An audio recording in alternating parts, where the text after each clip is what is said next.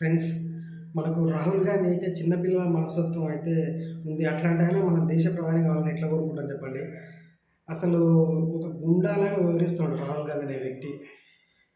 ఇప్పుడు పార్లమెంట్లో మనకు అంబేద్కర్ను అవమానించారు అని చెప్పేసి ఇష్యూ జరుగుతుంది.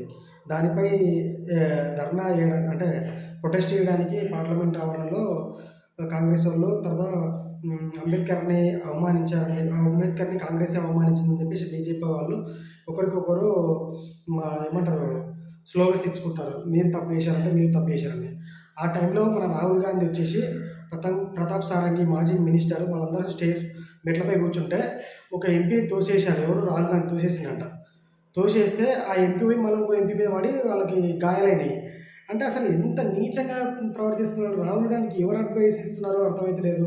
ఒక చిన్న పిల్లాడి మనస్తత్వంలా ఉంది రాహుల్ గాంధీ ప్రవర్తన అయితే. ఈ రాహుల్ గాంధీ అసలు దేశానికి ప్రధాని అయితే ఎట్లా ఉంటుంది అనేది మనం ఊహించుకోవచ్చు. ఆ హిందువులపై బడి ఏడవడం, రాజ్యాంగాల్లో ఈ తప్పులు జరిగినాయి అని చెప్పి రాజ్యాంగాన్ని ఎన్నోసార్లు సవరణ చేసింది కాంగ్రెస్ ప్రభుత్వం. ఒక 75 సార్లు 73 సార్లు సవరణ చేసింది. అదే వేరే గవర్నమెంట్ అంటే వేరే ప్రభుత్వం చేస్తే మాత్రం వీళ్ళు తట్టుకోలేరు. అసలు అంబేద్కర్ ఓడగొట్టడానికి ఎలక్షన్లో నిలబెడితే ఓడగొట్టింది కాంగ్రెస్ అని అందరికీ తెలుసు. మళ్ళీ అంబేద్కర్ గురించి వీళ్ళు క్లైమ్ చేసుకుంటారు, మేమే అంబేద్కర్ అని. ఎక్కడ నమ్మాలి అసలు? ఒకప్పుడు టెక్నాలజీ లేకుండా, ఒకప్పుడు మొబైల్స్ లేకుండా, ఒకప్పుడు ఇంటర్నెట్ లేకుండా కాబట్టి మీరు ఏం చెప్పినా నడిచింది. ఇప్పుడు ప్రతి గూగుల్ చేస్తే ఎమ్మడి తెలిసిపోతారు 5 నిమిషాల్లో. ఈ సందర్భంలో కూడా రాహుల్ గాంధీ అబద్ధాలు ఆడితే తెలుసుకోలేంత అమాయకులు కాదు ప్రజలు. అందుకే ఈ కాంగ్రెస్ ప్రభుత్వాన్ని బొంద పెడుతున్నారు దేశం మొత్తంగా. మళ్ళీ ఆయన చూడు గుండారాజులాగా వ్యవహరిస్తున్నాడు.